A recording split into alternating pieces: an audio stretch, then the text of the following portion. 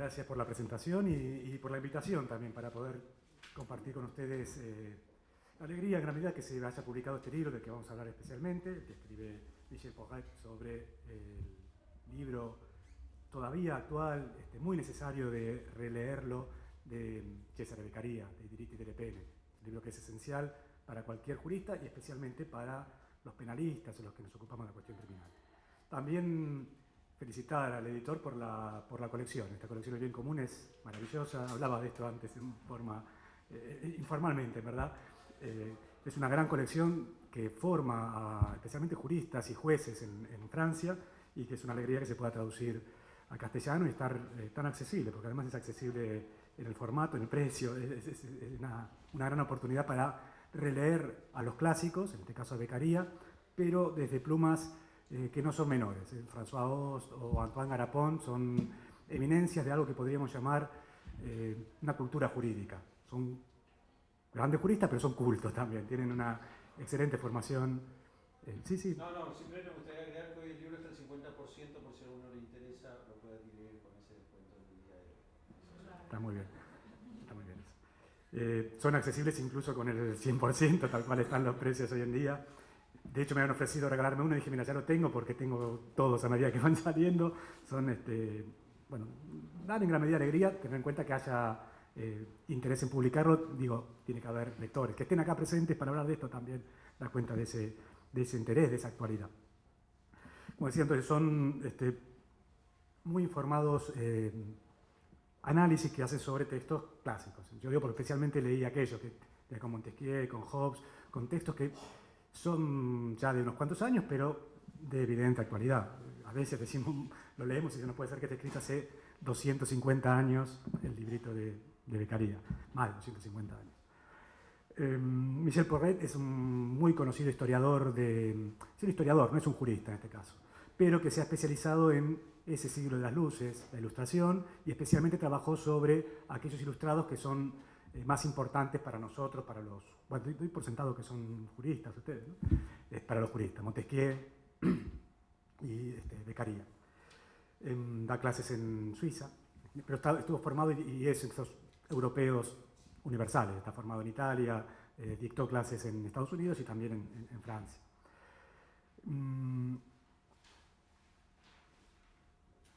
No sé si empezar por el librito de Porret o empezar por Beccaria. En todo caso, me parece que es una gran invitación para releer el texto de Beccaria. Y una virtud que tiene el libro es, más allá de los aspectos introductorios, de ponernos en contexto el libro de Beccaria, que también es importante, y después, al finalizar el libro, darnos cuenta de el alcance que tuvo, las repercusiones, incluso llevadas a los procesos revolucionarios, sobre todo el Código de 1791 en Francia. Es una lectura afrancesada, como no puede ser de otra manera, porque el 50% de los europeos leía francés en ese entonces, me refiero hacia fines del siglo XVIII, y es ahí donde tuvo la impronta política más trascendente. Pero también dedica el centro de este libro a analizar concretamente, a leer, podemos decir a leer con lápiz Faber, como decía mi maestro Enrique Marí, que es esto, leer bien, digamos, leer el texto de Beccaria. Y esto me parece que es quizá la invitación más importante que hace este libro. Es decir, miren qué importante sigue siendo el libro de Beccaria. Y qué importante, pienso yo, en la formación en la propia carrera de grado, pero también en este tipo de formación de extensión, que podrían decir que tienen los tribunales de la ciudad, además, qué importancia sigue teniendo de Diritti delle Pene. No estoy diciendo ninguna novedad, casi novedad decir esto, incluso si pensamos en los grandes juristas del presente, estoy pensando especialmente en Luigi Ferraioli, en su inmensa Derecho y Razón, que, sin quitarle ningún mérito, lo que hace de alguna manera es repasar los textos de estos ilustrados, de todos, no solo de Beccaria, pero bueno, Beccaria, uno de estos textos ilustrados que siguen siendo fundamentales para leer, para criticar los sistemas penales actuales, a pesar de que sin duda fueron informados por sus críticas a los sistemas penales del antiguo régimen. Es a ello a lo que se dedica y a lo que tiene tanto acierto y tanto éxito Beccaria cuando escribe de Diritti delle Pene, a criticar el sistema penal, el derecho procesal penal y la política criminal, podemos decir, las penas, la falta de prevención de delitos de los sistemas judiciales del antiguo régimen.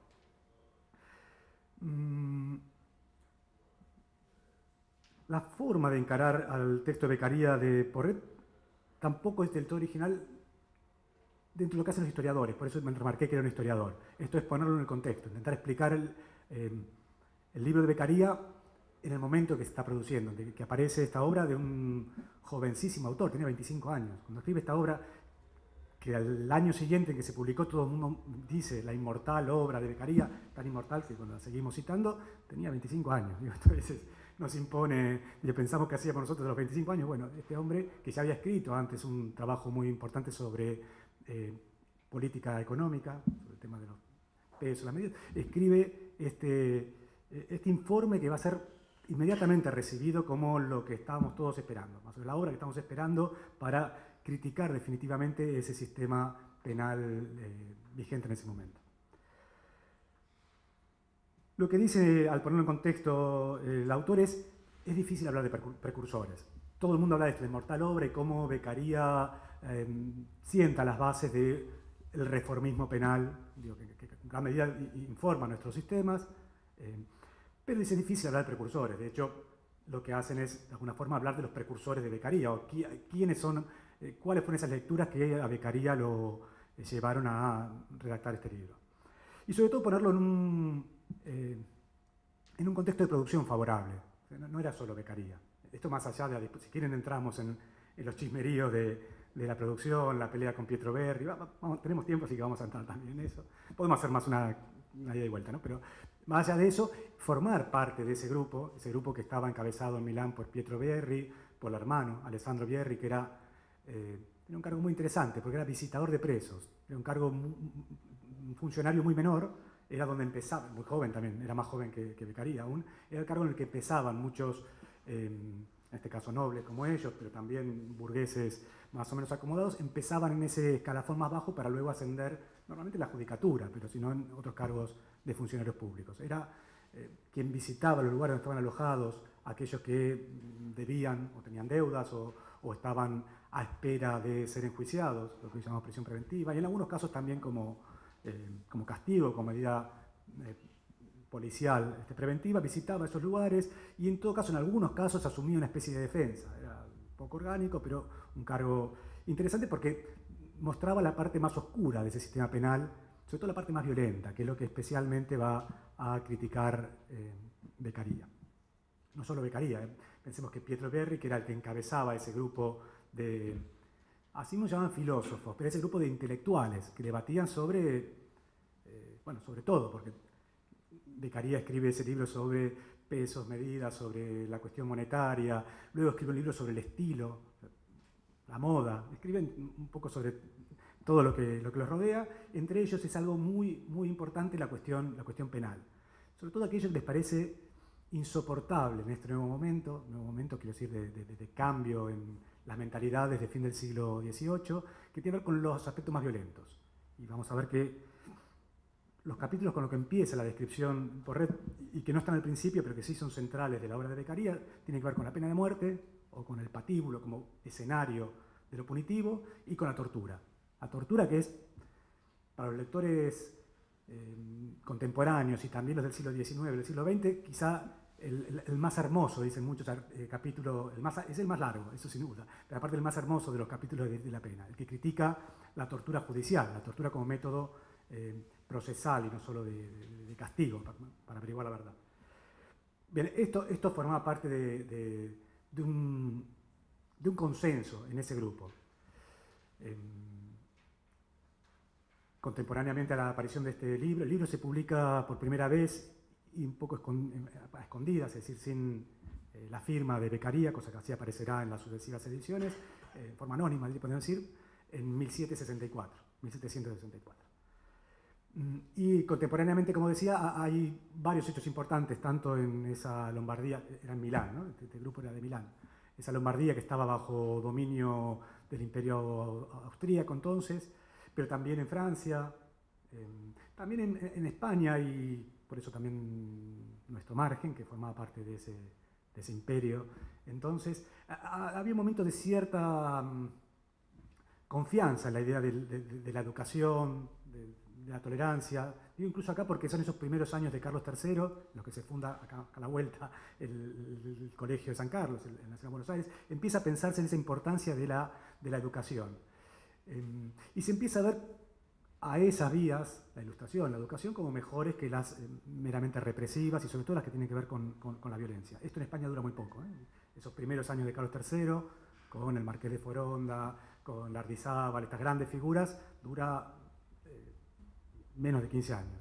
De hecho, es en ese entonces que dicen, qué bueno este libro, traduzcámoslo, por suerte se traduce, después se prohíbe, también entra dentro del índice de libros prohibidos de la Inquisición española, también en el índice de libros prohibidos de la Inquisición romana o de la Iglesia Católica. Tienen varias reacciones adversas. Pero vamos por orden, o vamos al orden que plantea Porret. Entonces, el contexto. Ese contexto, digamos, europeo, está siendo crítico de esas modalidades ya asentadas de castigo. Y especialmente con aquello que claramente Voltaire va a identificar como los aspectos más oprobiosos del antiguo régimen. El peso de la religión y el peso de esos nobles, ya no tan vinculados estrictamente a la guerra, sino nobles de toga, lo llaman, los jueces, sobre todo los jueces, ¿no? Esos que heredaban los cargos, los compraban en muchos casos, los podían vender. Francia era probablemente el caso más terrorífico en ese sentido, pero una justicia que era muy cuestionada.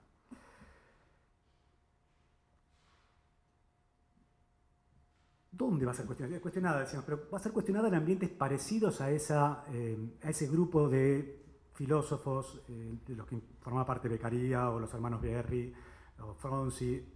Tampoco eran muchísimos, eran 6, 7 tipos muy bien formados, a pesar de que Beccaria en la propia obra dice, tuve una educación fanática, horrorosa, fue formado por los jesuitas. En Pisa, severa también, con aplicación de severidades, violencia de todo tipo.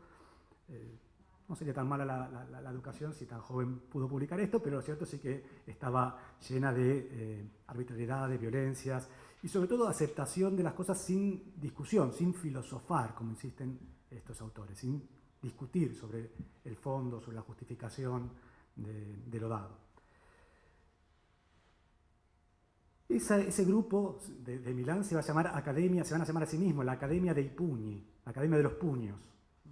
Una academia, pero es una academia radicalmente diferente a las universidades. Las universidades ya existían, las universidades aparecen en el occidente europeo, al menos en el siglo XII, ¿no?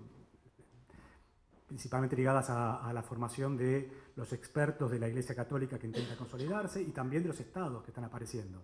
Por lo tanto, teología y derecho son son los dos derechos, las dos carreras que se enseñan en la universidad hasta el siglo XV. En el siglo XV recién aparece medicina, parejamente con la represión de la brujería y otros saberes vinculados con la curación, con la evitación de embarazos, con la facilitación de los mismos. Aparece una expropiación en este caso del saber de curar, que van a tomarlo para sí los médicos y por lo tanto las universidades y por lo tanto los hombres. Y esto es importante. Las universidades, tenemos un público muy femenino y esta visión feminista nos informa mucho acerca de las cosas que se debían criticar entonces y se deben criticar ahora, que Beccaria tal vez no veía porque era un hombre, pero esas universidades que está criticando en gran medida tenían los problemas que tenían porque eran solo hombres. Y digo esto porque en esta Academia de Puño, en estos grupos que yo creo que con acierto, Habermas es es necesario que ponga no tenemos dónde ponerlo igual, ¿no? Habermas es un filósofo del siglo XX que es crucial por varios aspectos jurídicos, pero habla del nacimiento de la opinión pública para hablar del siglo XVIII. La opinión pública no se refiere a lo que soy la opinión pública, pero sino de un lugar en el que se puede debatir de todo. Y ese ámbito es una opinión pública burguesa. Estamos hablando del nacimiento y el reemplazo de esas antiguas castas privilegiadas, sacerdotes, nobles, jueces, por la burguesía. Efectivamente, ellos eran nobles, Beccaria y Berry, pero son buenos representantes de esta nueva clase social, de la burguesía, que se empieza a destacar por méritos. Por tener dinero muchas veces, propiedades, hacer buenos negocios, pero también por leer, escribir, pensar. También son considerados méritos. En ese ámbito de la opinión pública se piensa en forma radicalmente distinta a la de la universidad. Una cosa no menor es, se se habla claro, ¿no? Se habla claro, y diría incluso distinto a la universidad de hoy en día también, ¿no? Se habla claro, la obra de Beccaria está escrita, el estilo de la obra de Beccaria está precisamente vinculada con este nacimiento de esa opinión pública o de esa opinión burguesa. Digo esto porque eran muy minoritarios, eran cenáculos de privilegiados, en definitiva, que se reunían en salones, no representaban ni a la mayoría ni a los sectores más desfavorecidos, por cierto. Hablaban en lenguajes locales. En este caso hablaban en el lombardo, en lo que luego será el italiano más bien central. Acá hablaban en francés, en París. No hablaban en latín, las universidades hablaban en latín. Podían hablar despojadamente de esos problemas. Esto quiere decir sin citar. Lo habitual en la universidad entonces, tal vez ahora también, era esto de recurrir a la autoridad, a la fuerza de la autoridad, que tiene que ver con esa dominación de tipo vertical, jerarquizante, pero también con citar autores, el autor. La autoridad la da el autor. No lo estoy diciendo yo. Esto lo dijo Farinaccio, Bartolo Sassoferrato dice tal otra cosa, junto 350 autores que han comentado esto, otros 200 esto.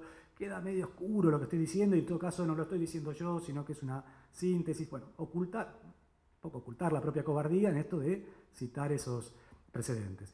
Beccaria no cita a nadie. Este librito está claramente dicho, miren, cita en el prólogo a la tercera edición, que es en la que se basa el comentario de Porret, que es la que está en esta publicación. No se asusten por el volumen porque la obra de Beccaria es muy chiquitita. Yo insisto, después de esto, lean el libro. Esto no es como las películas, ya vi la película, no. Lean el de Porret y lean también el de César de Beccaria. No lo reemplaza este formato, digamos, para nada. El libro este tiene principalmente poner en contexto esa aparición del libro, después las cartas de él con otros autores, qué repercusiones tuvo. El libro de Beccaria es esto. Y esta edición, digo, es la que va a seguir también Porret, que es la tercera edición que revisó o publicó Beccaria en Italia. No es la más divulgada, no es lo que muchos dicen la vulgata. Lo más conocido es, hablaremos después, la traducción que hace Morellet, que es uno de nuestros ilustrados autores de la enciclopedia, en París. Esa traducción francesa, y luego con los comentarios de Voltaire, va a ser la más difundida, traducida, que es diferente. Vamos a ver por qué le cambia el orden al libro. En el libro de Beccaria, recién en esta tercera edición que aparece acá, es donde aparece un prólogo donde cita, burlándose un poco a los clásicos de ese entonces. Es decir, bueno, esto es no más que el derecho que se conoce ahora, el derecho penal, es lo que dijo un emperador en el siglo IV, Justiniano, comentado por un juez que se jactaba de haber condenado a 20.000 personas a muerte, Carsovio. Bartolo Sassoferrato lo cita, pero en forma burlona, para decir, bueno, discutamos concretamente sobre puntos de partida, justificaciones y cómo se pueden aplicar estas ideas, lo que llamaríamos política criminal.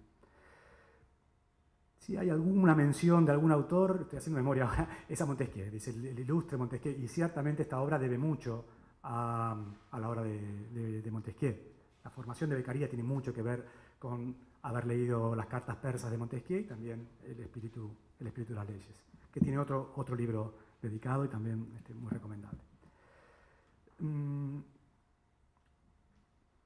En ese ámbito entonces, en esos grupos de opinión pública, se hablaba, como digo, claro, porque se intentaba debatir. Nadie tenía la verdad, no había una obra definitiva. Esta misma obra no aparece como definitiva hasta esa, por lo menos para Beccaria, hasta esa tercera edición, aunque él también la reforma luego. Tampoco se enoja ni se preocupa porque agarra a un traductor y le cambia el orden de los capítulos. Y también se hablaba claro porque había mujeres, esto es lo que tengo que decir. También se hablaba claro porque había mujeres. En esos ámbitos no había una restricción como la universidad para que ingresaran mujeres. De hecho, las mujeres formaban un rol principal, no en esta academia de Ipugni, que era especialmente masculina, aunque hay un personaje femenino muy importante, Teresa Blasco, que fue la esposa de Beccaria, pero también amante de Pietro Bierri, también había problemitas, pero una mujer muy formada, muy inteligente, hija de un militar español ahí radicado y que tenía le reconocían esa capacidad de discutir con estos autores. Otra mujer importante es Giulia Beccaria. Beccaria la respeta tanto que cuando le escribe cartas, le comenta cosas, bueno, los ponen por primera vez, podríamos decir, en un pie de igualdad a las mujeres. Y esto no es para nada menor. Sobre todo por eso estoy diciendo de hablar claro.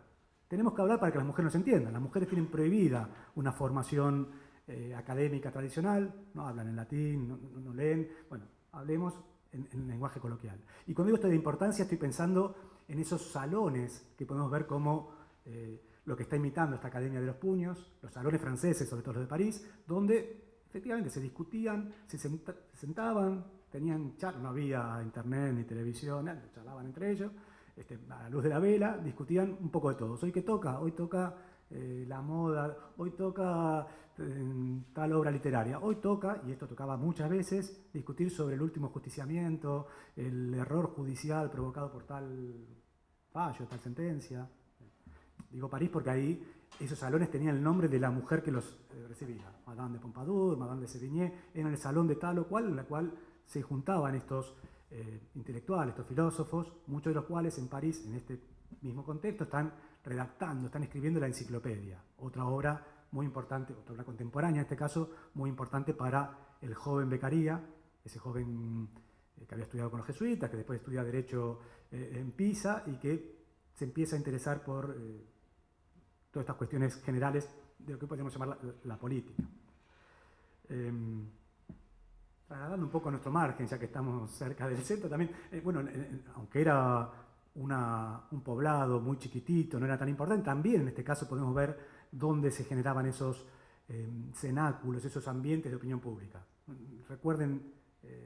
Recordemos las lecturas que teníamos cuando éramos más chicos de la previa a la Revolución de Mayo, los años siguientes, era fundamental Mariquita Sánchez, el salón de Mariquita Sánchez central. En la Jaunería de Vieites, bueno, conspiraban, pero discutían en estos ámbitos que es lo que Habermas llama ámbitos de opinión pública. El Café de los Catalanes, piensen que la revista que van a publicar durante un tiempo, Bierri, Beccaria y demás, se va a llamar El Café. ¿No? Empezaba a difundirse esa idea de juntarnos a tomar un café y, bueno, discutir un poco de todos estos aspectos centrales de la política, de la sociedad. El Salón de Mariquita Sánchez, crucial para esos años previos a la Revolución de Mayo, los posteriores, no era casual, era eso, más chiquito, donde se discutía sobre estos aspectos centrales de la cuestión política y penal.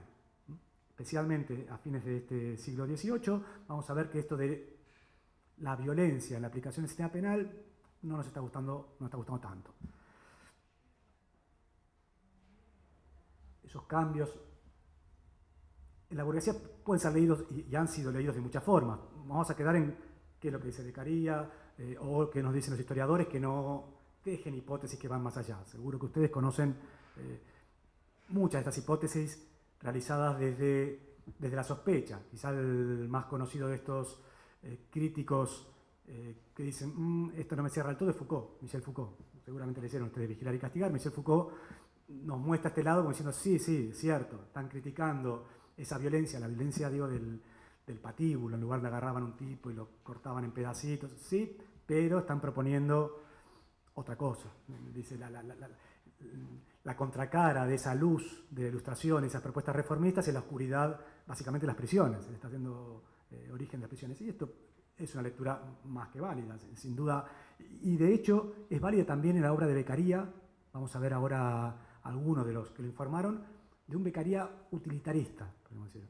Un Beccaria que dice esto, además de ser horripilante, injusto, además de todo esto, es algo inútil, es algo que no sirve. Una de las críticas terribles contra el sistema penal de la época, esto no sirve ni para prevenir delitos, ni para disuadir, ni para mejorar a nadie, ni mejorar la sociedad, al revés.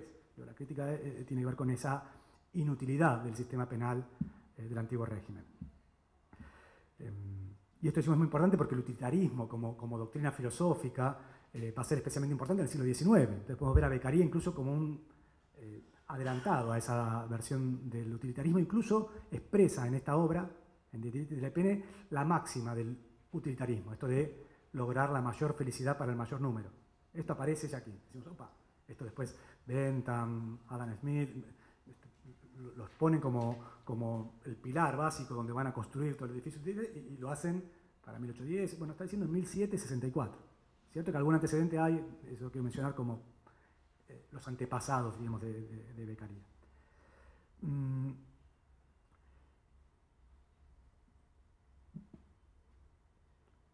ese ámbito, entonces, digamos, de la opinión pública, hablemos a esto, donde había mujeres, había hombres, cultos,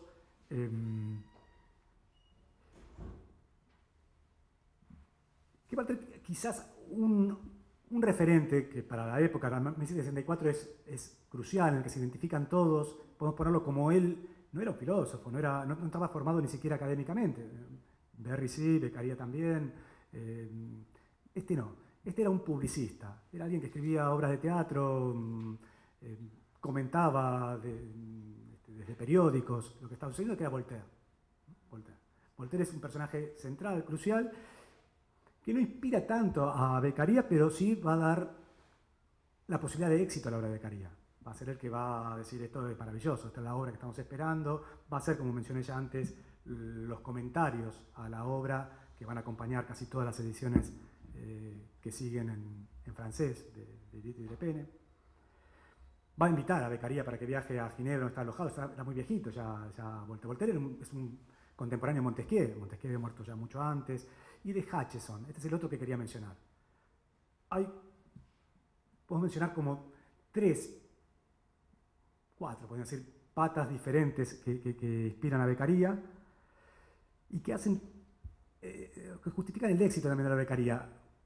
Junta distintas teorías, ideas que eran difíciles de compatibilizar. Él lo junta.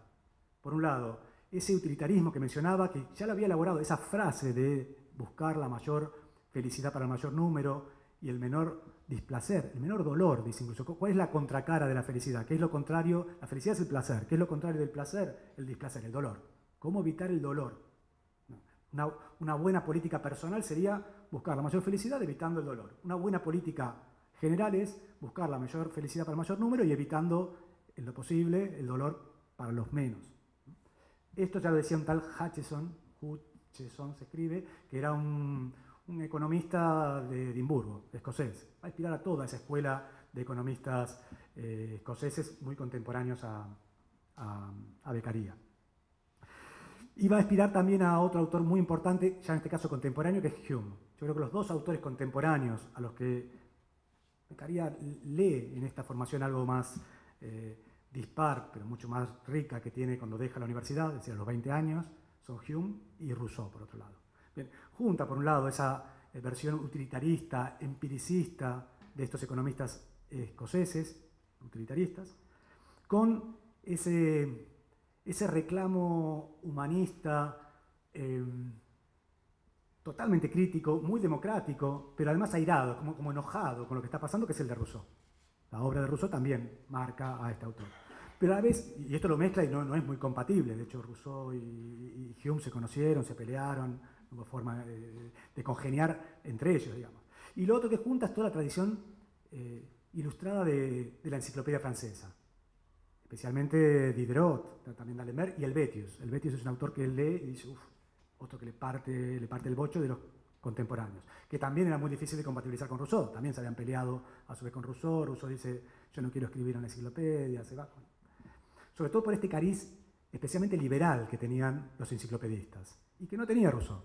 Rousseau para nada liberal, era muy democrático, pero esto de ese liberalismo, ese componente no igualitarista que tiene el liberalismo, no les entraba a Rousseau, y él era consistente en esta crítica al liberalismo.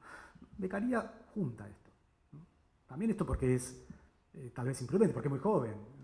Cuando somos jóvenes nos gusta todo y queremos que todo se vaya de la mano, y bueno, a veces no es tan compatible. Todo esto especialmente guiado por la crítica que destila la obra de Montesquieu. Este sí es un antepasado anterior, podemos decir. Montesquieu, Hutcheson son algo anteriores, más contemporáneos, el liberalismo de la enciclopedia, Helvétius especialmente, el radicalismo democrático de Rousseau y este utilitarismo de Hutcheson en los escoceses. Esto lo está leyendo él y mientras está leyendo le sirve para reflexionar sobre el sistema penal de su época.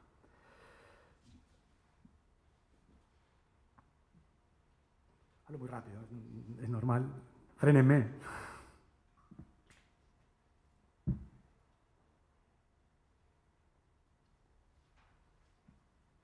Esto lo hace Beccaria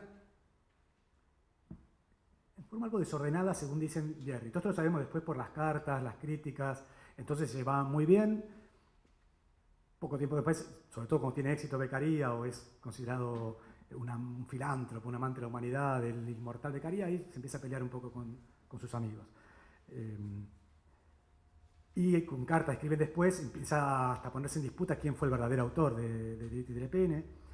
Y sobre todo cómo era Beccaria. Pietro Bierri, que es al que muchos le atribuyen la verdadera autoría de esta obra, el propio Pietro Bierri dice, no, estas son las ideas de Beccaria, pero que las iba esbozando en forma muy desordenada, sin método, sin constancia, no terminaba de escribirlo. De hecho, el manuscrito que hay sobre la obra es autógrafo de Pietro Bierri, las letras de Bierri. ¿Por qué? Porque Bierri dice, le junté todos los papelitos que tenía sueltos por ahí, porque era un disperso, era un diletante, y se los puse un poco en orden. Bueno, esa es la primera. Eso es lo que mandan a la imprenta. Entonces muchos decían, si la letra es de Bierri, Bierri era, como dije, el más formado de estos ilustrados milaneses, habrá sido él. No, Bierri dice, no fui yo. Sí, fui yo el que le di un método, que le di cierta claridad y que le dije, bueno, basta esto de hablar cada una de nuestras reuniones y volver sobre el tema, volver en un tiempo relativamente breve, entre 1763 y principios del 64, ¿no? Pero en esas reuniones periódicas volvía con el tema, cambiaba de rumbo, bueno, escribámoslo, publicámoslo. Bierri, mientras tanto, había escrito otra obrita mucho más breve, está acompañada también en esta edición. Esta edición es la que hace Franco Venturi, que era muy importante, porque ya falleció, historiador italiano, en los años 60 de este siglo pasado, 1960, publicó esta edición compilada, con la ubicación, con las cartas posteriores para dilucidar cómo surge una idea u otra, y también publica esa Apología de la jurisprudencia milanesa, que es una obra que en el mismo momento publica Bierri. Apología de la jurisprudencia de Milán, del ducado de Milán. Que es una broma, está escrito como sarcásticamente. Dicen, miren, burlándose de este uso de latines, de citas de autoridad, del lenguaje enrevesado, insisto, cosas que seguimos viendo en nuestra jurisprudencia, seguimos viendo en nuestros fallos. Para que no lo entienda nadie, para que se entiendan solo ellos, para esconder el por qué finalmente se decide una cosa u otra. Pero lo hace en un tono tan irónico, tan superado, que no tiene el éxito de Beccaria. Yo creo que Beccaria, esto ya lo estoy diciendo yo, que no lo dice, pero creo que el éxito de Beccaria es que está realmente indignado. Bierri también, pero al ponerse en ese lugar de superación, diciendo que estos son unos burros o ocultan esa estupidez en una vanidad hueca, bueno, no tiene ese mismo impacto. La obra de Beccaria tuvo mucho mayor impacto. Bierri escribe, publica, en realidad ya después de muerto, porque él sí que hizo una carrera más importante en los ámbitos de la jurisprudencia, en los tribunales, pero publica una muy importante obra de crítica sobre la tortura, que dijimos es el capítulo más importante del libro de Beccaria, de Diritti delle Pene, el que critica la tortura judicial. Bierri escribe un tratado sobre la tortura que es brutal, por cómo rompe la legitimidad de la tortura, tanto la tradición en el derecho divino, las justificaciones religiosas y sobre todo la utilidad práctica para encontrar la verdad. Es decir, ¿no? La tortura sirve para que confiesen, no para encontrar la verdad. Cualquiera va a decir lo que sea para que lo dejen de torturar. Otra vez la idea utilitaria, una crítica desde el utilitarismo. Ese capítulo de tortura probablemente sí tiene mucho que ver con esa obra de Beccaria, si la vemos uno a uno, mucho que ver con la obra de Bierri y seguramente tuvo una gran influencia de este otro amigo de Beccaria.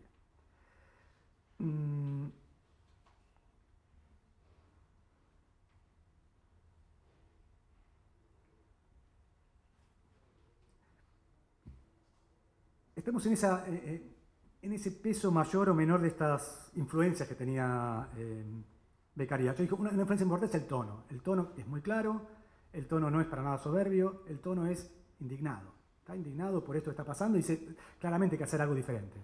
Hay un proyecto de reforma, de transformación, porque le parece horroroso lo que está haciendo el sistema penal en Milán, París, en todo el mundo conocido. Y hay también un peso muy importante en el tono, pero también en la idea final que no es solo de reforma judicial, penal, procesal penal, que tiene que ver con el igualitarismo que le da Rousseau. Ese tono de Rousseau efectivamente está muy presente a la hora de Beccaria, en Diritti delle Pene, sobre todo cuando empieza. Entonces, no sé si alguno lo leyó y se acuerda de esto, empieza dando la justificación del poder de castigar, Sí, que dice, sí, yo sigo mencionando a Dios, el derecho natural, pero sobre todo el contrato social.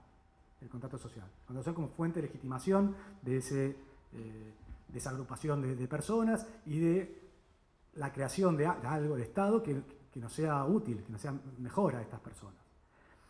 Ese contractualismo es de cariz, es de tono rusoniano.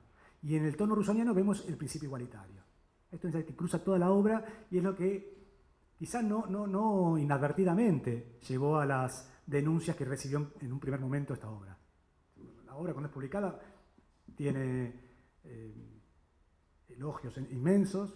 La mención es más importante, el que lo sacraliza, el de Voltaire, pero bastantes elogios, pero tiene muchos detractores también. Y detractores de mucho peso.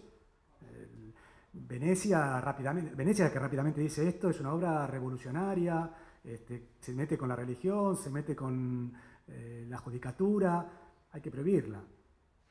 La Inquisición la pone en el índice de libros prohibidos, incluso dicen que no pise Roma, mejor el autor de ese librito porque tiene todo para perderse. Y alguno de estos críticos, Farinacci especialmente, dice esta es una obra revolucionaria. Una de las críticas interesantes, por la primera vez que aparece esta palabra, acusa a Beccaria de ser el Rousseau italiano, lo acusa de ser socialista. La primera vez que aparece esta palabra, es socialista. Socialista porque habla del contrato social. Otra vez pensemos en nuestra realidad, el dogma socialista, ¿de qué está hablando? Está haciendo una sociología, no es que Marx no había nacido, así que claramente no estaban refiriéndose a estas teorías y elucubraciones políticas, sino que están refiriendo a pensar en eso de lo social, en el sentido socialista. Y sobre todo en esto de que es igualitarista, claramente es igualitarista. Un sistema como el que está proponiendo, utilitario, más humano, más razonable, puede llevarse a cabo con un cambio más trascendente. No se trata solo de transformar las leyes penales y procesales penales. Hay que lograr un cambio en el sentido de una mayor igualdad. Esto ciertamente, en Rousseau está claramente pensado, y en la obra de Beccaria también aparece. Claro que mezclado con estas ideas más ligadas a la tolerancia, al liberalismo, al ir poco a poco, incluso con las reformas que también aparecen en la obra de Beccaria. Esto es lo que, ya me estoy adelantando, pero esto es lo que en el orden más metódico que da Molleret, este enciclopedista francés que lo traduce en francés, es lo que queda atenuado al cambiar un poco el orden de los capítulos.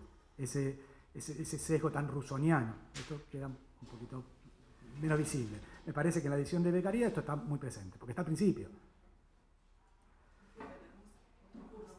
Tranquilo.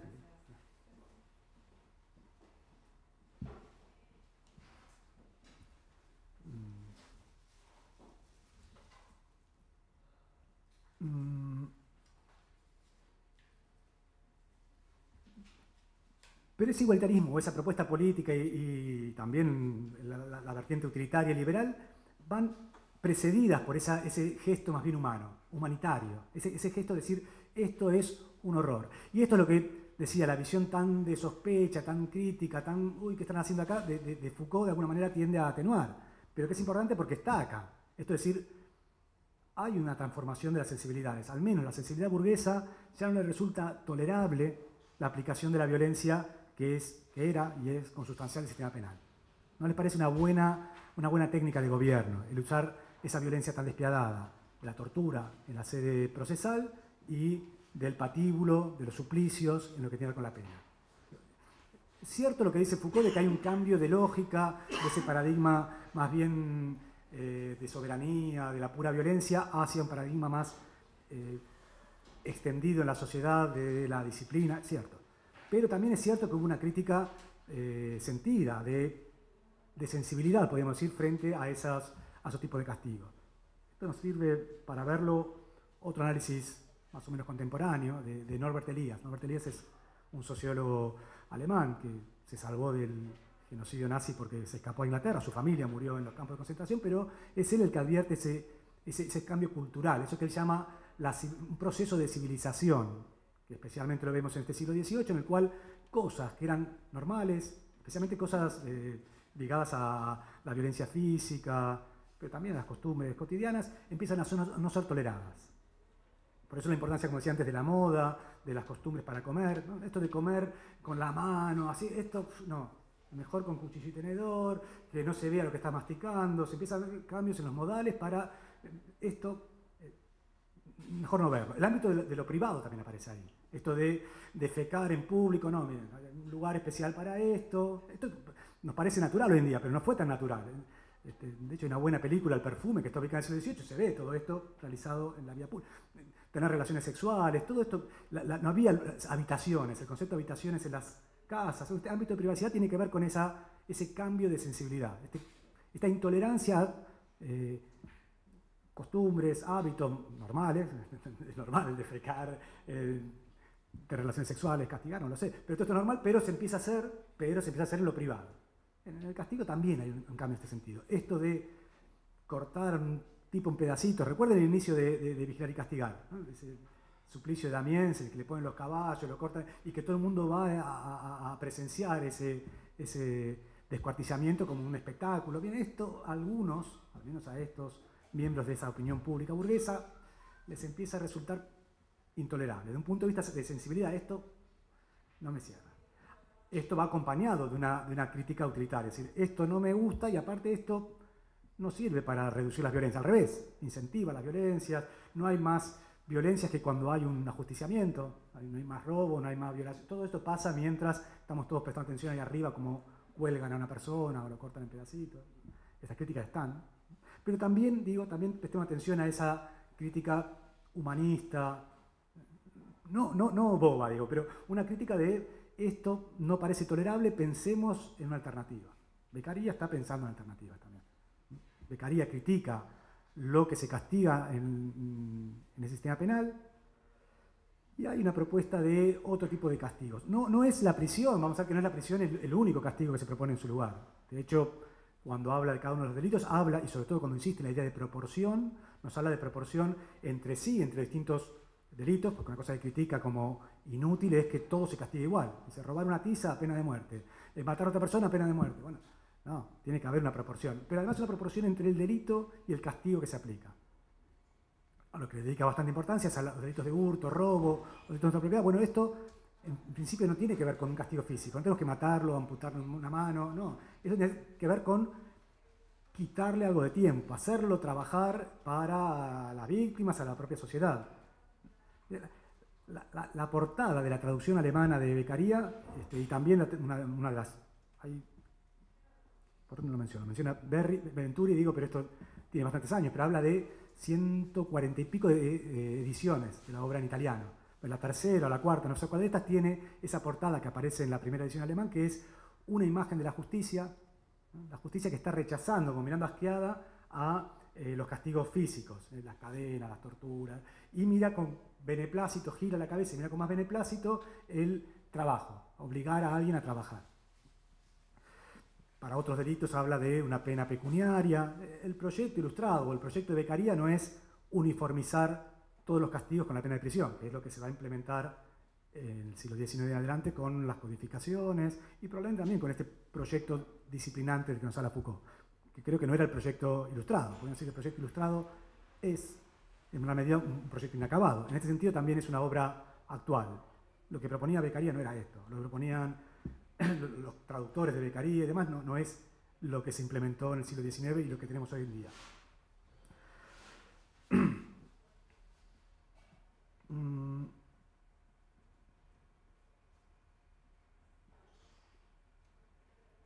Otro de estos casos que es crucial porque empieza el proceso en 1761, termina con la muerte de Jean Calas, que era un comerciante hugonote de Toulouse, del sur de Francia, la justicia en el 63 y en el 64, es decir, cuando se publica L'Edit et la Peine, es el gran momento en que Voltaire asume la defensa de este señor, de Calas, y denuncia, al denunciar ese caso, denuncia toda la iniquidad, toda la injusticia, toda la inutilidad del sistema procesal y penal francés, que ya había sido denunciado teóricamente por Montesquieu. Y tanto Montesquieu como Voltaire tienden a mirar con cierta admiración al sistema inglés, en lo que hace al jurado, en el que hace a un sistema más, lo que hoy llamaríamos acusatorio, en que en algunos lugares empieza a morigerar el uso de la tortura judicial. De hecho, en Inglaterra no se aplicaba al acusado, se aplicaba así a los testigos, que es bastante complicado, pero no a los, no a los testigos, no a los acusados. Y también hay una cosa, esto es lo real, viajaron a Inglaterra, este sistema les parecía algo mejor que el francés, sobre todo lo que hace a la casta judicial. Los jueces ingleses eran elegidos por los propios abogados, eran abogados que han tenido cierto prestigio. En el caso francés, los jueces formaban parte de una corporación, los cargos se heredaban, como dije antes, se compraban. Había algo que luego va a marcar también al sistema judicial francés y continental, y también al nuestro más adelante, que es una suerte de carrera también dentro de la corporación judicial, que hacía que los jueces se educaran entre jueces nomás. No formaban parte ni de la corporación siquiera de abogados, mucho menos de la sociedad en general. Todo esto es criticado, digo, teóricamente por Montesquieu, pero va a ser mucho más eficaz la crítica concreta que hace Voltaire, en ese caso Jean Calas, que lo va a ir publicando en artículos en publicaciones periódicas, y luego en ese famoso Tratado sobre la Tolerancia, también en el diccionario filosófico, cuando habla de crimen, cuando habla de leyes. Es en ese contexto también en que lee la obra de Beccaria Voltaire y dice, esta es la clave para reformar el sistema de justicia.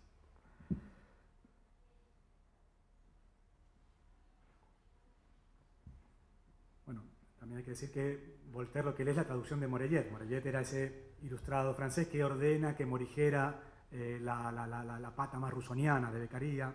Voltaire no lo tragaba mucho a este autor, ¿no? A Rousseau.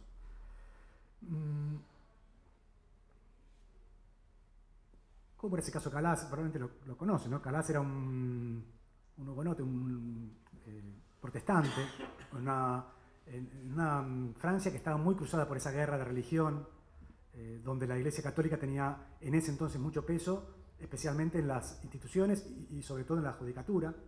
Tenían que ser católicos para ser efectivamente jueces. Había habido, y ustedes saben, ese de destruir a la infamia de Voltaire está destinado a la Iglesia Católica. Era esto lo que le parecía el prejuicio de la Iglesia Católica, lo que le llevaba a criticar muchas de las penas más severas, que tenían que ver con la herejía, tenían que ver con la homosexualidad, tenían que ver con la brujería. Todo esto aparece en la obra de Beccaria también cuando nos habla de la parte especial, diríamos, de la obra de Beccaria, ¿no? Podemos decir, la obra de Beccaria tiene este mérito, nos habla del origen de las penas, el para qué de las penas, critica esta modalidad tan sangriante de las penas, se refiere al proceso judicial que él llama ofensivo, que es el inquisitivo, y nos habla de delitos en particular. Algunos de ellos no deberían ser delitos precisamente porque no hay ningún bien jurídico dañado. Llamaríamos esto hoy, no hay daño, dice él, no hay ningún daño.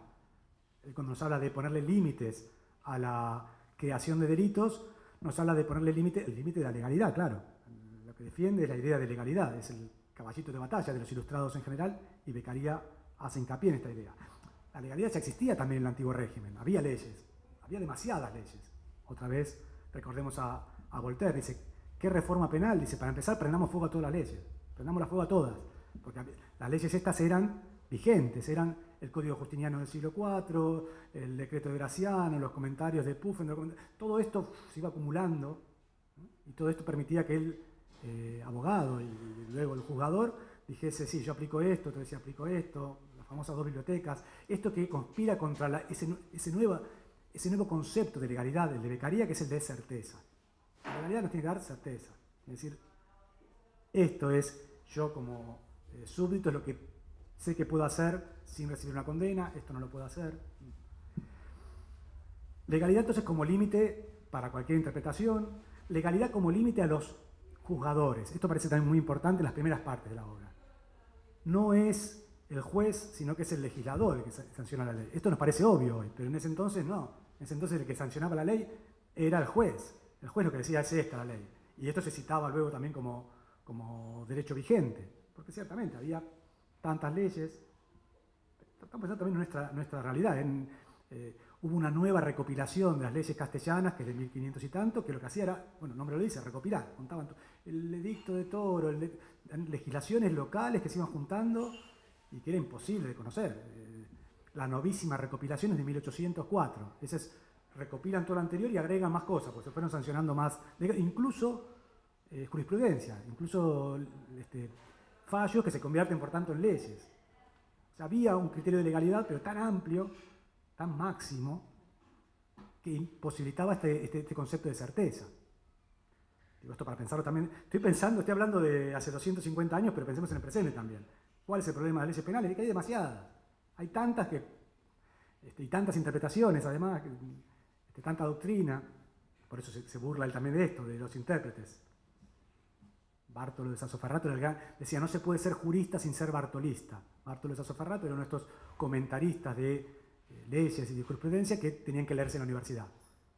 Tan grande el Bartolo era entonces estas leyes romanas, vaticanas, de distintos lugares, se iban acumulando tanto que hoy todavía se usa la palabra, el bártulo. ¿Qué es el bártulo? El bártulo era lo que llevaban los estudiantes de Derecho, que era una bolsa gigante con todas esas leyes, comentarios, era gigante. Ese era un bártulo, era el bártulo. Era el tratado de Bártolo. Bien, esto está mal, y Beccaria nos dice, ¿cómo hacemos para terminar con esto? Bueno, Voltaire es más claro, las prendemos fuego, acabamos con todas y empezamos de vuelta.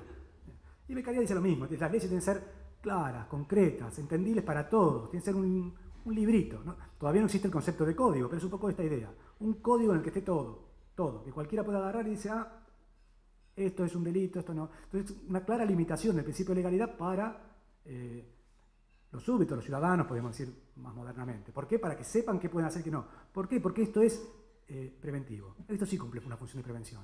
Si yo sé, también digo la certeza en la aplicación de la ley, sé que si hago esto tendré esta consecuencia penal y bueno, me abstendré de hacerlo.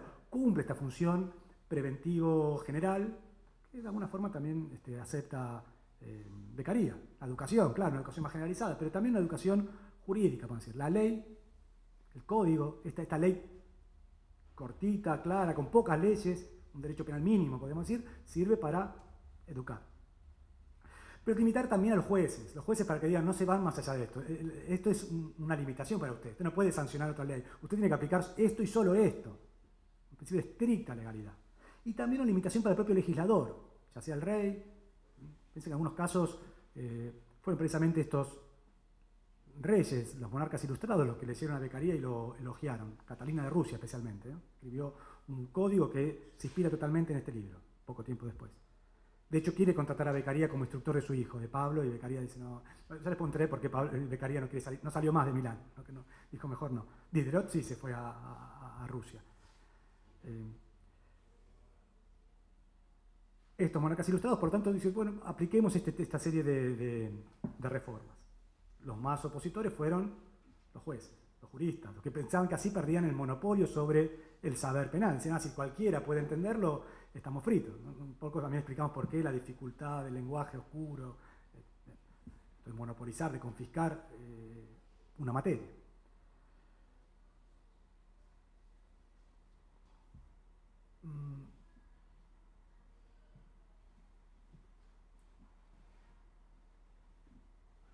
Por lo tanto, entonces, limitar o educar, dándole certeza a los ciudadanos en general, al juzgador especialmente, pero también al legislador, también al rey o al parlamento, quien tenga que sancionar esas leyes. ¿Por qué? Porque no pueden sancionar cualquier cosa.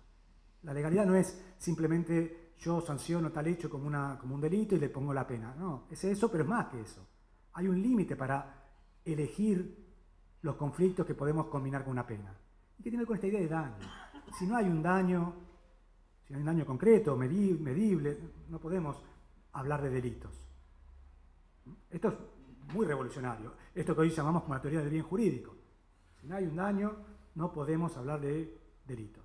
Y esto es muy importante porque, como dije antes, hay un montón de hechos, sobre todo los más graves de la legislación inquisitiva o del antiguo régimen, que precisamente no tenían un daño, ¿no? La herejía, la brujería, la disidencia política, la falta de respeto a determinados símbolos. Piensen que otro hecho también muy presente en ese año 1664 fue el ajusticiamiento de un noble francés, de Laval, ¿no? Uno que no se había arrodillado cuando pasaba el Sagrado Corazón. Había un desfile del Sagrado Corazón y tenían que arrodillarse, sacarse el sombrero, y un poco para provocar, no lo hizo. Lo agarraron, lo ajusticiaron, lo mataron. Aplicaron el derecho vigente, chao. Y esto les parece mal, a Voltaire también le parece mal. Pero, dice, me parece mal, pero para poder criticar la actuación del sistema penal en ese caso, tenemos que reformar las leyes, algo que todavía no tenemos. Había otro caso famoso de unos pastores protestantes que habían ingresado a una ciudad a predicar. Y también los habían encontrado culpables, los condenaron, los mataron. También le parecía un horror, también criticaron, pero había una ley que prohibía hacer eso. Prohibía predicar en la ciudad y los pastores lo sabían, se inmolaron como mártires. El caso Calas, ahora vuelvo al caso Calas, parece que me pierdo, pero después vuelvo. El caso Calas sí que le servía, porque el caso Calas es un claro caso de error judicial. Calas, digo, para el que no lo conozca, fue muy conocido por la defensa que hace de Voltaire de ese caso. En el caso Calas era este señor, Jean Calas, que era protestante, vivía en las afueras de Toulouse, tenía una familia muy numerosa y de golpe aparecen en su casa muerto su hijo. El hijo se había ahorcado, tenía un problema, puede tener que ver con el tema de la religión o no, pero pues se había ahorcado. También castigaban en esa época el suicidio. Es otro de los delitos que dice, no puede ser delito. El suicidio es criticado en la obra de Beccaria, ¿no? Como estos delitos que el legislador no puede seleccionar. Bueno, se había suicidado y para ocultarlo lo bajan del lugar donde estaba ahorcado en el granero y demás. Calas con su familia, con sus empleados. Lo cierto es que hay una persona que hace una denuncia anónima, por eso le servía, denuncia anónima diciendo, no, miren, Calas mató a su hijo porque su hijo quería convertirse al catolicismo, aparentemente no sé si fue la niñera. Lo cierto es que los jueces de Toulouse, católicos convencidos y le tenían bastante inquina a este señor, dicen, no, hacemos caso a esta denuncia anónima, no se sabe quién fue de la denuncia anónima, investigamos de acuerdo a ese sistema ofensivo. ¿Cómo era el sistema ofensivo? Lo agarran a Calas y lo torturan hasta que dice, yo maté a mi hijo, al sargento Cabral, que muere 50 años, a todo. Confiesa lo que le piden para que lo dejen torturar. Claro. Arrestan a la familia, le dicen que a la mujer también la van a torturar, no lo habían torturado, pero confiesa. Confiesa y por tanto lo condenan a muerte y lo matan. Le aplican la pena más severa que es la del parricidio, matar a un familiar. Esto llega a oídos de Voltaire y queda claro que era falso, porque todo el mundo sabía, era cuestión de preguntarle a sus testigos, era claro que había pasado otra cosa, no había matado Calas. Entonces Voltaire asume la defensa de Calas para recurrir este caso del Parlamento de Toulouse en París. En París revisan el caso y sí, lo absuelven, pero se lo había matado a Calas. Entonces era un caso ideal para criticar las barbaridades del sistema procesal, denuncia anónima, tortura, y también las barbaridades del sistema penal. Porque ¿cómo reparamos esto? Si el tipo le aplicaron un suplicio y lo mataron. Era un caso ideal precisamente porque era un error. Dentro del mismo sistema judicial de la época estaba mal lo que habían hecho. La obra de Beccaria, sin citar este caso, da respuesta también a todos estos problemas. Como le dije, por un lado nos habla del contrato social, del fundamento, del para qué de las penas, esta idea de prevención, que le di, esta idea utilitaria,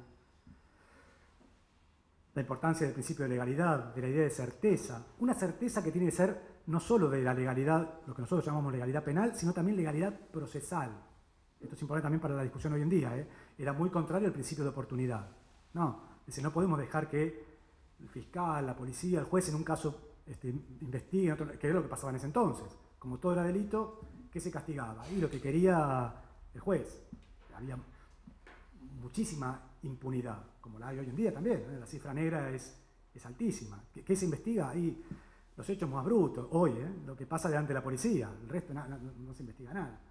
Porque todo es delito. Si solo fuesen los homicidios, capaz que sí que investigaríamos, pero como delito es cualquier fotocopiar un libro, hay un montón de cosas que son delitos, bueno, ¿qué investigamos? Lo que se denuncia, poco.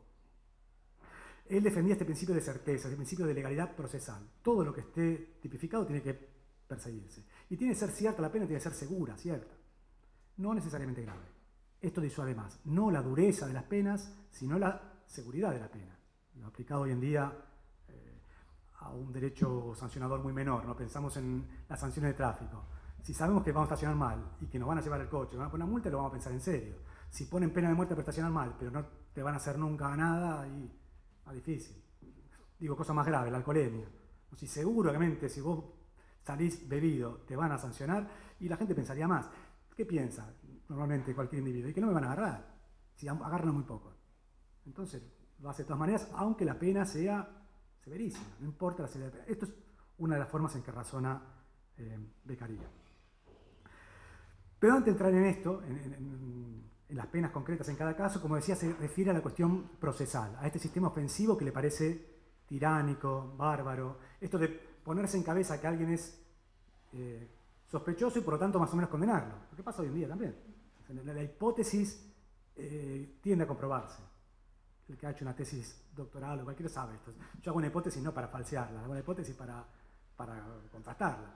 Bien, el juez de instrucción, el fiscal, hace lo mismo, no está investigando, investiga porque cree que esto pasó y tiende a tomar en cuenta las pruebas que le sirven para corroborarlo.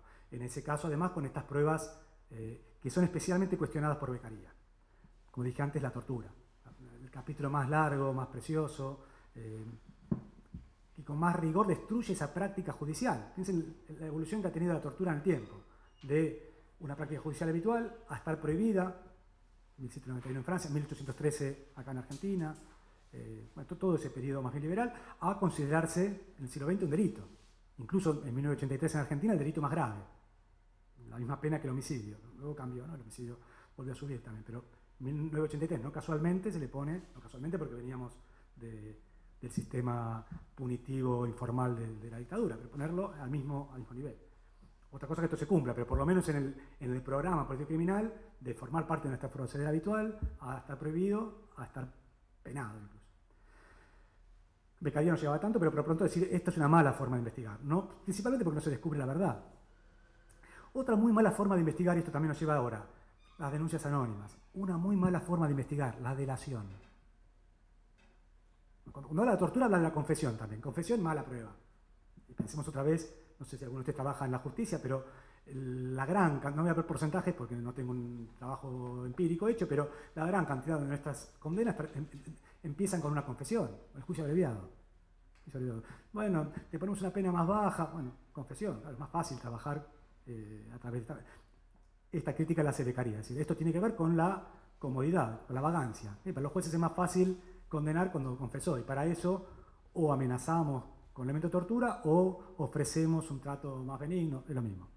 Pero en esa época la confesión era perdiendo mano, dedo. La tortura, claramente critica la tortura, pero también critica este tipo de mecanismos. Tiene que probarse el hecho. No, la confesión no es una prueba. Otro que critica abiertamente, y digo esto también para la actualidad, es la delación. Esto de premiar a alguien que cometió un delito para que delate a otro. Estamos hablando de una crítica al sistema penal del antiguo régimen. Pero esto volvió, eso sí, estuvo prohibido durante mucho tiempo, con la guerra, el terrorismo, con la corrupción, hay un montón de justificaciones, pero aparece incluso en nuestras legislaciones. Los procesos penales que están más en boga tienen que ver con esto. Y no están tan alejados a las prácticas inquisitoriales. Digo, a meter a un empresario, decirle, vas a dormir en el calabozo si no me decís que estas valijas fueron a tal quinta en Olivos. Estoy hablando del abstracto. Digo, esto pasa hoy, esto pasa hoy. Esto es lo que está criticando Beccaria hace 250 años. La delación, premiar con reducir la pena o premiar con lo que sea para encontrar pruebas para otro. Puede ser más o menos eficaz, también duda de esa eficacia. Cualquiera va a delatar al que sea para obtener una ventaja. Duda acerca de que esto sea verdadero Beccaria. Y también, volviendo al principio, dice, esto va en contra de esta confianza social, este contrato social. O sea, premiar a los traidores, mala cosa. Incluso que sean traidores dentro de la comunidad de malhechores. Aunque sean malos, mejor que no premiemos ese mal hacer, esta traición. Después de esa crítica, un poco rápido porque me interesa dialogar con ustedes y tiendo a monologar. Después de esa crítica al sistema ofensivo, inquisitorial, se mete con estos delitos en particular. Esta parte que es súper interesante, me parece también. Pero tanto lo que mencioné antes, estos delitos que no deberían ser delitos, suicidio, hechicería, herejía, deshonrar al rey o a la religión, a quien fuera, como incluso aquellos que tienen alguna justificación, tomarlas como delito. No parece especialmente vinculado a aquello que sí, la única obra que posteriormente Beccaria vinculará con lo penal, que es una carta que le piden la emperadora de Austria para ver en qué casos sí la pena de muerte, porque uno lee esto y en principio dice, no, pena de muerte no, nunca. Bueno, en algún caso sí, si está vivo este personaje, puede seguir siendo un peligro para la supervivencia de la propia nación. Bueno, salvo esos casos, en principio cuando digo pena de muerte, nunca. Se refiere entonces a esos delitos políticos que se vinculan con eso. Se refiere a delitos que atentan contra el contrato social mismo, contrabando. Delitos, dice él, de difícil investigación. No sé cómo podemos llamarlo, pero delitos fiscales, podríamos llamarlo. Eso dijimos era un economista, un cameralista lo llamaban entonces, un economista político. Estos delitos le parecen importantes, pero después se refiere también a los delitos de robo y hurto. Algo muy lindo que empieza, todo guiado por la igualdad, siempre insiste, las penas tienen que ser iguales para los nobles que para los no nobles. Cuando habla de delitos contra la vida, especialmente se preocupa por los nobles, porque son los que normalmente realizan esos delitos, porque no tienen miedo. El campesino no atentaba contra el noble, contra el campesino, porque lo iban a castigar inmediatamente. El noble mataba al campesino, total no le importaba nada. Dice, no, si matan, esto es importante que esté planificado una represión, aunque sea noble. Pero después de esto se refiere a los robos, y acá hay algo que a mí me encanta. Los leo de Beccaria directamente. Él dice, los robos que no van acompañados de violencia tienen que ser castigados con penas pecuniarias. El robo es por lo común, dice, el robo es por lo común el delito de la miseria y de la desesperación. El delito de aquella desgraciada clase de hombres a los que el derecho de propiedad, y pone, entre paréntesis, terrible y tal vez innecesario derecho, solo ha dejado una desnuda existencia. Esto pasa por alto en muchas lecturas, obviamente los ilustrados.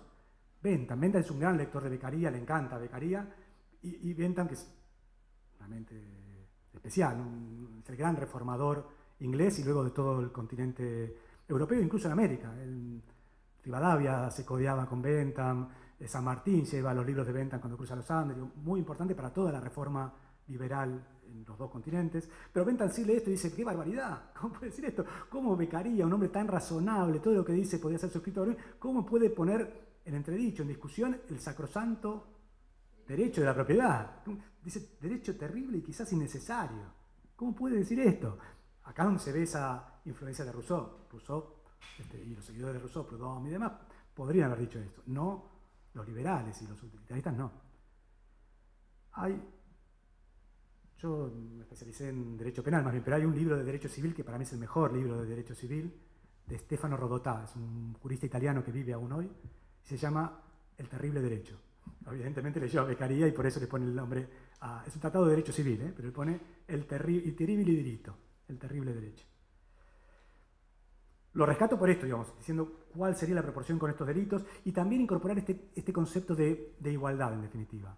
¿Qué justa proporción podemos hacer cuando no existe previamente esa igualdad? Y digo, esto también es interesante para leer esta obra que hoy me parece que... yo recomiendo que los estudiantes dejen de perder tiempo memorizando lo que decimos nosotros y que lean a Ferraioli, por ejemplo. Lean Derecho y Razón con Lapi Faber, pero que lo lean entero a Ferraioli. Ferraioli también, él se declara socialista y Ferraioli también hace una apuesta muy clara por la igualdad.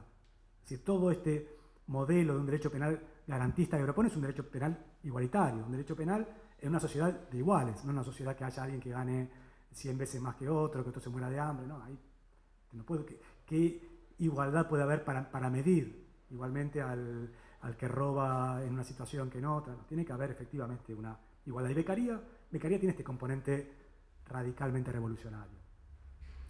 A pesar de él, tal vez. Marcel Louis, dicen los franceses, ¿no?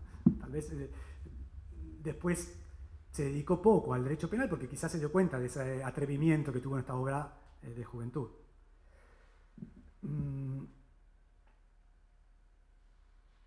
Había marcado más cositas para leer.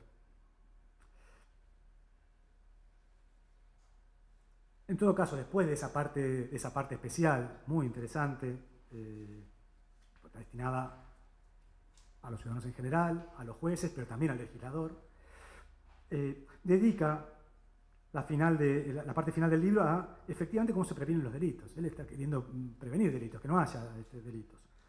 Y hace un apartado muy importante a la educación, las ciencias. Otra vez la certeza de la aplicación de castigos. Es muy crítico a algo que era habitual en el antiguo régimen, que eran las gracias, los indultos. Este poder que se reservaba el rey para castigar si quería, pero si no quería, no. Dice, no, mire, si cometió el hecho, está comprobado, y son de estos hechos pocos, si a lo mejor no en un derecho penal máximo, en un derecho penal mínimo, no se justifica de ninguna manera esa medida de gracia.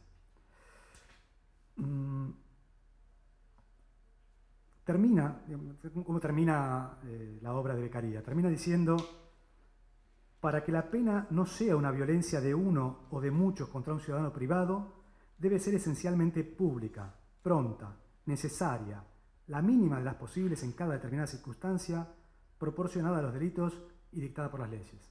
Esto puede ser un programa, cuando hablan, no sé, no quiero ponerle nombre tampoco, pero están en todos los partidos políticos aparte y dicen cualquier pavada, dicen, lean esto, por favor, dejen de hacer derecho penal simbólico, a querer educarnos con la ley, no, sigan este programa, que es un programa minimalista y garantista también.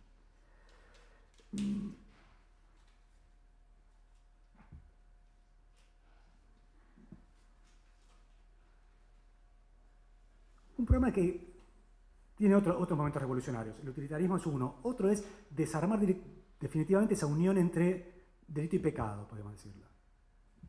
Hay una crítica clara hacia la religión, esta unidad entre... Hay cosas que pueden ser pecados, pero no tienen que ser necesariamente delitos. Una cosa son la moral, la costumbre, y otra cosa es lo estrictamente penal, que tiene que ser esencialmente mínimo, no tiene que mezclarse estos dos escenarios. Y también al romper con la idea de religión vinculada a la legislación, que cuando digo religión hoy no es tanto la religión, pero sí la moral, que está cruzada, bueno, el delito de aborto, el delito de drogas, hay un montón de delitos hoy día que están cruzadas por estas nociones más bien morales. Está cruzada con la idea de expiación, y esto es lo que rompe también. Es la pena no puede ser venganza, no puede ser para expiar ningún tipo de delito. La pena tiene que tener una utilidad, tiene que tener una función de utilidad. Por eso también es claro cómo aparecen algunas críticas, y esto quería también mencionar, es la recepción de la obra de Beccaria, algo que Porret dedica a las últimas partes del libro, ¿no? Cómo fue leído. Algunos lo critican de puro burros que son, y otros lo critican porque ven lo que está proponiendo. Lo critican por la idea de igualdad, lo critican por esta ruptura con la idea de expiación, y estos son los jueces quizás menos corruptos, que los había también. Incluso llega hasta la obra de Kant. Kant es un crítico de Beccaria, no le cierra mucho esto. Dice, bueno, pero si no es para expiar, ¿para qué la pena?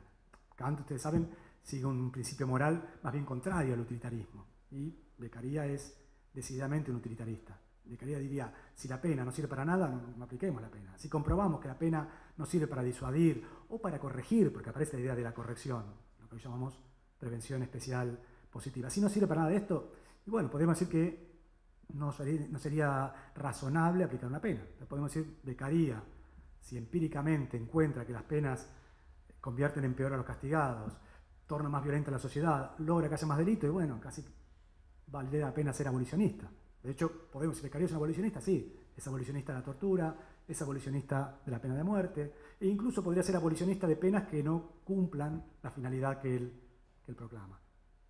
En ese sentido es especialmente radical y, como digo, se advierten algunas críticas más o menos razonables para los que defienden el sistema penal de la época y diríamos para los que defienden cualquier sistema penal, porque es una crítica que tiene una carga de profundidad notable, por eso sigue hasta el día de hoy siendo útil.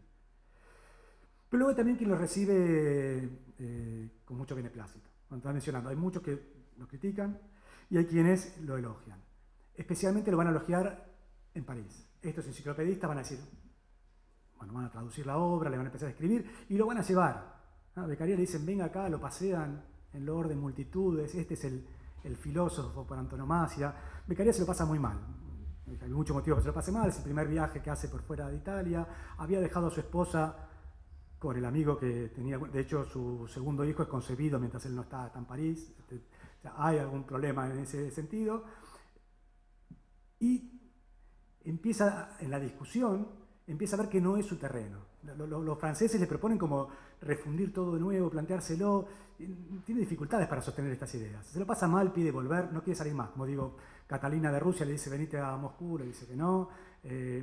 Voltaire, que elogia la obra, dice vení a Ginebra si te puedo abrazar porque yo no me puedo trasladar. Tenía como 80 años Voltaire, le dice que no sale más de Milán. Entonces se convierte en un funcionario especialmente vinculado con la cuestión monetaria. Es el director de la SECA, las que sacan la moneda de Milán.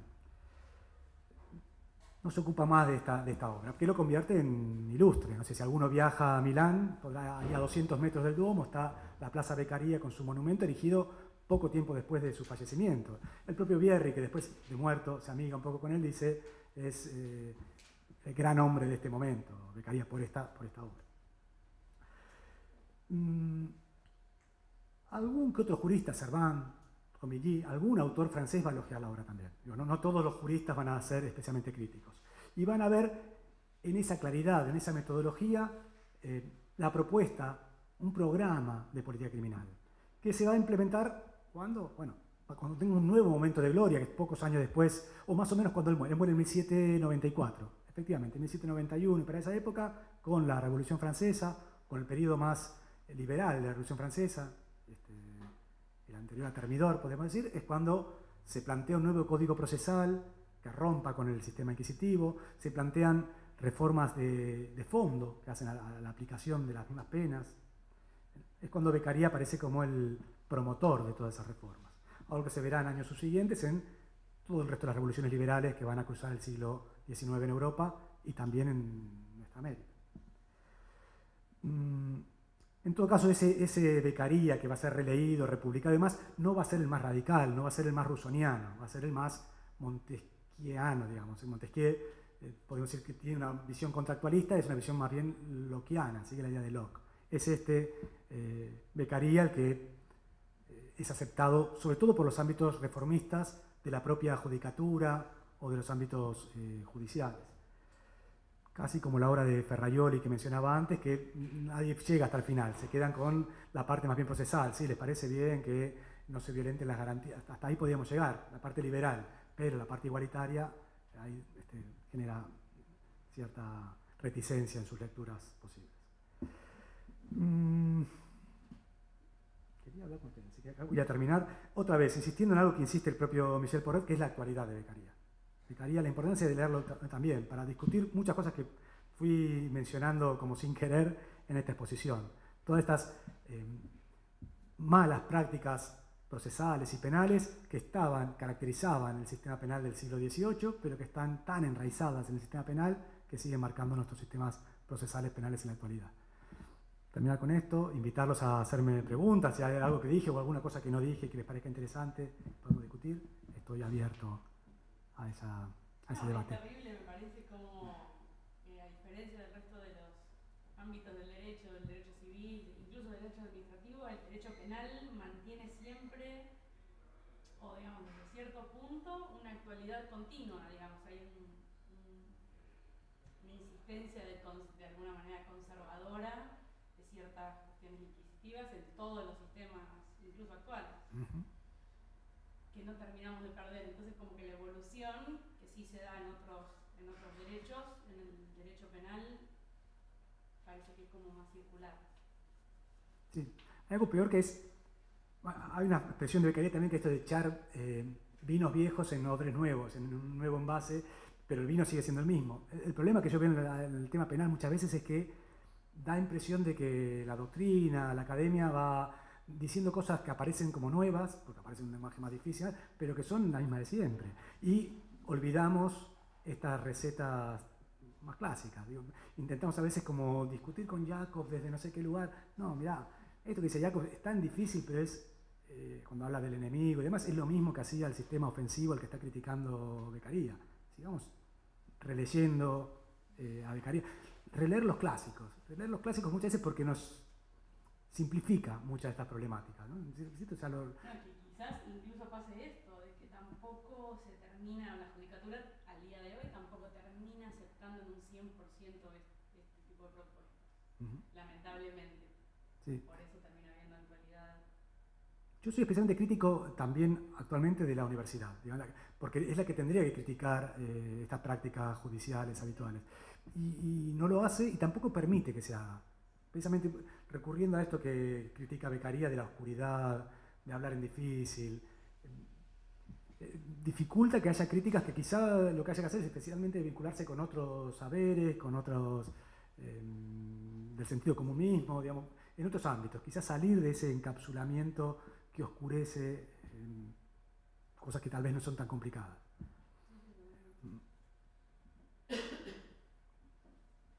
En una de las conferencias que se hicieron se hizo en todo el mundo, para los 250 años del librito, Ferraioli dice que esta idea de las garantías, del garantismo, de la defensa en general, liberal, pero fundamentalmente de las garantías nacen con Beccaria. con Beccaria. Sí. Hay otro autor que es muy importante, que es Montesquieu. El propio Beccaria, el único que hace un elogio es a Montesquieu. Y Montesquieu, lo que muchos han dicho es que lo que dice Beccaria está en Montesquieu, tal vez sin esa fuerza, ese radicalismo democrático, pero que está disperso, está como, no está sistematizado como en Beccaria. Y en parte yo creo que eso es una virtud de Montesquieu, que nosotros tenemos el problema de habernos formado como disciplinarmente especializados. Somos demasiado especialistas. Montesquieu está hablando, claro, si está hablando de lo civil, de lo administrativo, de lo penal, no existían estas separaciones construidas también por la academia que nos enseña, la cátedra de Derecho Civil no se mezcla con la de penal, vos sos civilista, vos sos penalista, esto nos hace peores juristas, creo yo. Montesquieu era un gran jurista, otra cosa porque era un sociólogo, era un politólogo, pero efectivamente porque cuando está hablando de la organización judicial y está hablando del jurado y nos habla de un tema procesal penal como el principio de duda, todo está hablando a la vez.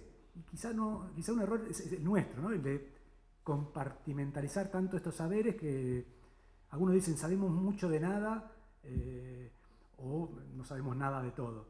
Casi que es mejor no saber nada de todo, o tener una intuición de todo que saber mucho sobre nada. Insisto, el librito también es interesante, el de Montesquieu, y Montesquieu también es rescatado por Ferrajoli, por Hipólito, por todos estos garantistas italianos de la nueva ola, del presente, también rescatan a Montesquieu, como lo hace, por cierto, Beccaria. Digo, para otra vez no poner como a Beccaria como el único precursor o inventor.